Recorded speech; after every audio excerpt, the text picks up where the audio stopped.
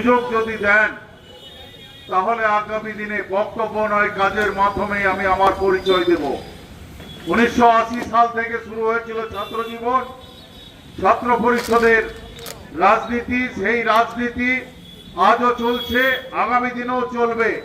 খালি একটা কথা বলতে চাই, সারা এলাকা জুড়ে এই বিধানসভার বিভিন্ন গ্রামে গ্রামে ঘুরে আমি যে দৃশ্য দেখেছি, বর্তমানের বিধায়ক মন্ত্রী একটা জায়গায় কাজুর প্রসেসিং প্ল্যান্ট করলেন, 10 কোটি টাকা না 20 কোটি টাকা।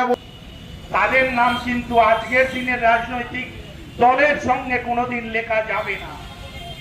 ইতিহাসকে বদলানো যায় না, ইতিহাস তৈরি হয় লড়াইয়ের মাধ্যমে, আন্দোলনের মাধ্যমে।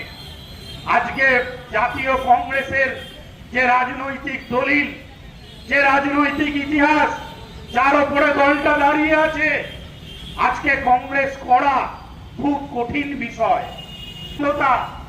রামের সঙ্গে রহিমের লড়াই, রহিমের সঙ্গে যদুর লড়াই, যদুর সঙ্গে আকবরের লড়াই, আমরা সেই লড়াইতে মত্ত হয়ে যাচ্ছি না তো?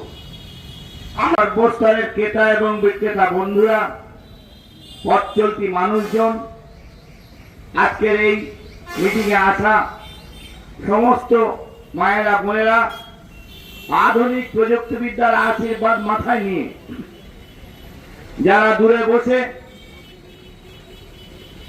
আমাদের এই বক্তব্য শুনছেন, প্রত্যেককে জাতীয়তাবাদী গৈরিক অভিনন্দন জানাই। বন্ধু,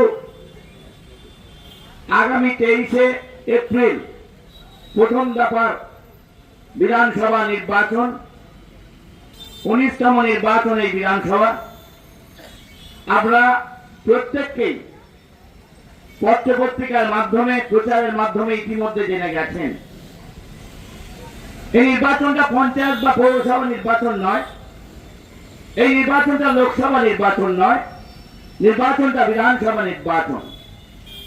যে নির্বাচন ঠিক করে দেবে আগামী 5 বছর পশ্চিম বাংলার শিক্ষা ব্যবস্থা কেমন থাকবে, যে নির্বাচন ঠিক করবে আগামী 5 বছর পশ্চিম বাংলার স্বাস্থ্য কেমন থাকবে,